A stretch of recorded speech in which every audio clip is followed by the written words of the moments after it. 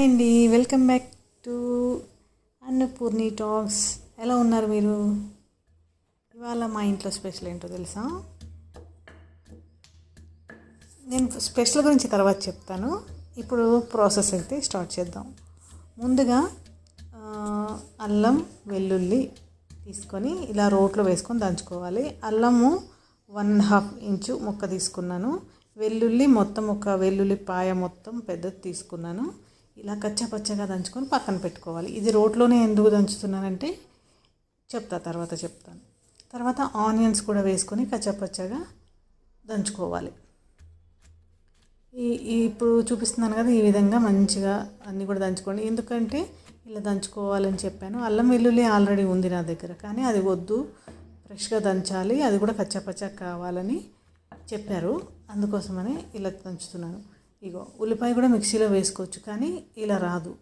దానికోసమని ఇలా రోట్లో వేసుకొని చక్కగా ఇలా కచ్చపచ్చగా దంచుకొని పక్కన పెట్టుకోవాలి. ఓకేనా? ఇలాగా దంచుకొని పక్కన పెట్టుకొని ఇప్పుడు స్టవ్ ఆన్ చేసి ప్యాన్ పెట్టుకోవాలి.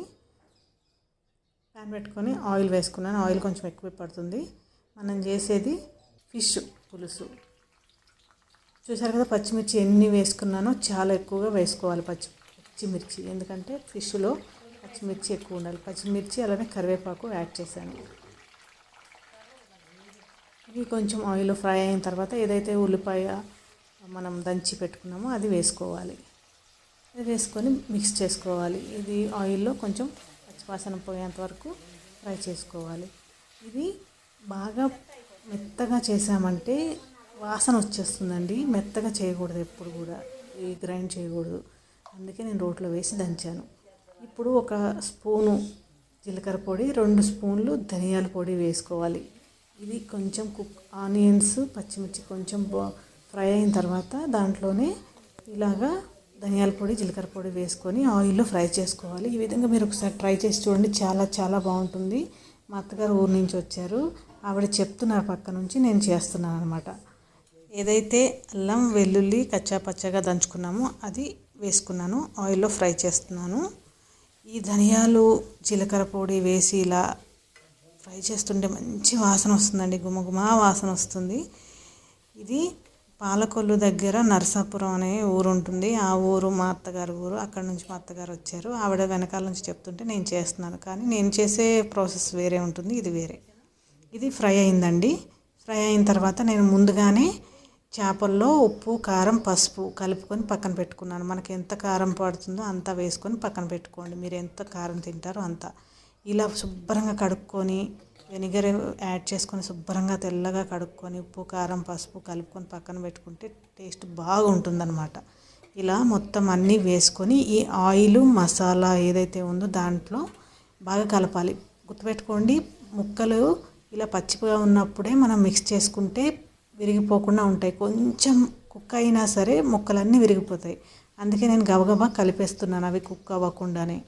ఇలా ఇలా బాగా ఫ్రై చేసుకోవాలి. ఆయిల్లో ఒక 2 to 5 minutes ఇట్లా ఫ్రై అయితే చాలా బాగుంటుందండి. ట్రై చేసి చూడండి మీరు. ఈ విధంగా ఎన్నో చేపల పులుసులు ఎంతోమంది చేసి ఉంటారు, ఈ విధంగా కూడా ఒకసారి ట్రై చేయండి. మీకు నచ్చితే కనుక వీడియోని లైక్ చేసి అలాగే షేర్ చేసి సబ్స్క్రైబ్ చేసుకోండి. ఇప్పుడు కొంచెం వాటర్ యాడ్ చేస్తున్నా ఫస్ట్. చూసారు కదా, ఇలా వాటర్ యాడ్ చేసుకొని కొంచెం బాగా కుక్ అవ్వాలి. ఎందుకంటే ఫస్టే మనం పులుపు వేయకూడదు అన్నమాట. ఆ కారము ఇవి ఏవైతే మనం స్పైసెస్ యాడ్ చేసామో అవన్నీ కూడా ఈ కొంచెం వాటర్లో బాగా కుక్ అవ్వాలి. ఒకసారి వాటర్ వేసుకున్న తర్వాత ఇట్లాగా అన్ని ముక్కల్ని కూడా సెట్ చేసుకొని మంచిగా కుక్ చేసుకోవాలి. చూసారు కదా, ఇలా బాయిల్ అవుతున్నప్పుడు మనం ఇప్పుడు ఏం చేయాలంటే ఏదైతే చింతపండు పులుసు చేసి పెట్టుకున్నామో ఆ పులుసుని యాడ్ చేసుకోవాలి. ఇదిగో ఇలా పులుసు వేసుకోవాలి, కావలసినంత పులుసు. ఇది ఇంత పులుసు పోస్తున్నాను కదా, వాటర్ లాగా ఉంటుందేమో అనుకుంటారేమో, అలా ఏమి ఉండదు. ఇవి చాలా ఎక్కువ ఫిష్ యాడ్ చేశాను నేను. మీకు బాయిల్ అయిన తర్వాత ఇదంతా కుక్ అయిన తర్వాత తెలుస్తుంది. ఓకేనా? ఇలాగా ఒకసారి ఇట్లా కలుపుకోవాలి. ఏమన్నా అడుగంటినా ఏమన్నా కానీ సెట్ అవుతుంది. కొంచెం జాగ్రత్తగా చేసుకోవాలి. పొలోమని కలిపేసామంటే ఇరిగిపోతాయి ముక్కలు. ఇది ఫ్రెష్ది బతికి ఉన్న చేపని లైవ్ ఫిష్ని తీసుకొచ్చామన్నమాట. రవ్వ ఇది ఇలాగా మొత్తం కూడా మిక్స్ చేసుకొని మూత పెట్టుకోవాలి. మంచిగా మూత పెట్టుకొని కొంచెం బాయిల్ అయ్యేంత వరకు వెయిట్ చేయాలి. ఇప్పుడు మూత తీసుకొని కొంచెం సాల్ట్ అదే ఫస్ట్లో యాడ్ చేసుకున్నా సరిపోలేదు.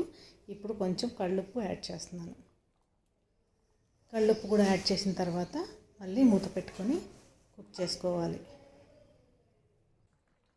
ఇలా చూసారు కదా, మళ్ళీ ఒకసారి తీసి నేను కలుపుతున్నాను. ఈసారి మనము గరిటె పెట్టకూడదు, ఇలా తిప్పుకొని చెక్ చేసుకోవాలి అంతే. చూసారు కదా, ఆయిల్ అంతా పైకి తేలుతుంది. ఇప్పుడు కరివేపాకు కొంచెం ఆల్రెడీ ఫస్ట్ యాడ్ చేశాను. కరివేపాకు కొంచెం, కొత్తిమీర కొంచెం వేసుకోవాలి. వేసుకొని ఒకసారి తిప్పుకొని స్టవ్ ఆఫ్ చేసుకోవాలి.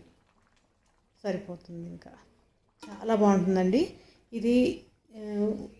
చాలా చిక్కగా చేస్తాను. చూసారు కదా నేను ఎంత వాటర్ పోసానో ఎంతవరకు వచ్చిందో. అయిపోయిందండి, ఫినిష్.